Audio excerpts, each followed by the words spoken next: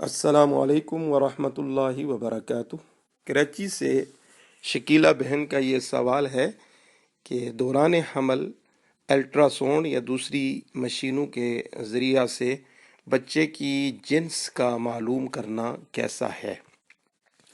تو اس بارے میں میری گزارش یہ ہے کہ بچے کی جنس کا معلوم کرنا کوئی ضروری نہیں ہے۔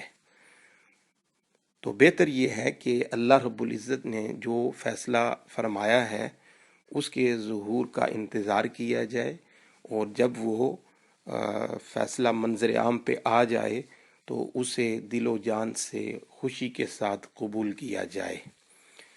الٹرا ساؤنڈ کروانے میں کوئی فوائد تو نہیں ہے، لیکن نقصانات سننے اور دیکھنے میں آئے ہیں۔ مثلا پہلا نقصان یہ کہ آپ الٹرا ساؤنڈ کرواتے ہیں تو مرد ڈاکٹر سے کرواتے ہیں، تو یہاں چونکہ یہ ضرورت نہیں ہے اور بلا ضرورت مرد کے سامنے آپ جائیں اور اپنے جسم کو پیش کریں اور پھر وہ مس کرے تو یہ حرام ہوگا۔ ایک نقصان تو پہلا یہ ہوگا۔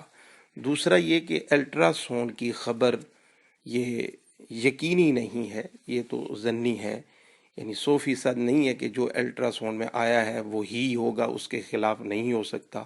حالانکہ ایسا ہوا ہے کہ الٹرا ساؤنڈ کی خبر کے خلاف بھی رپورٹ آئی ہے، تو یہ بھی یعنی ہو سکتا ہے۔ تیسرا یہ کہ جب آپ الٹرا ساؤنڈ کروا کے جنس معلوم کرتے ہیں تو آپ کے ذہن میں پہلے سے کوئی خواہش آرزو ہوگی جس کے لیے آپ کو اتنی جلدی ہے۔ آپ نے خواہش یہ رکھی ہے کہ بیٹا ہو جائے اور رپورٹ یہ آ گئی کہ بیٹی ہے، تو اب کیا ہوگا کہ اس رپورٹ کے بعد اس کو یقینی مان لیا جائے گا، جو کہ درست نہیں ہے، اور پھر طرح طرح کے شکوے شکایات اللہ کی ذات کے بارے میں، بعض اوقات کفریہ کلمات تک لوگ بکنا شروع کر دیتے ہیں۔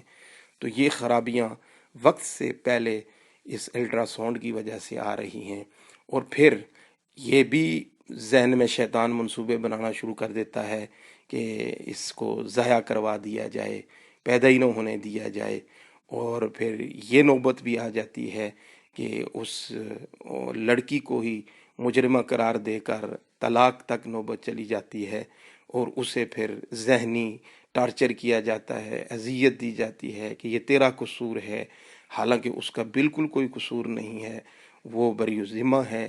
یہ اس کے اختیار میں نہیں ہے کہ لڑکی لائے یا لڑکا لائے، یہ تو اختیار اللہ کی ذات کے پاس ہے۔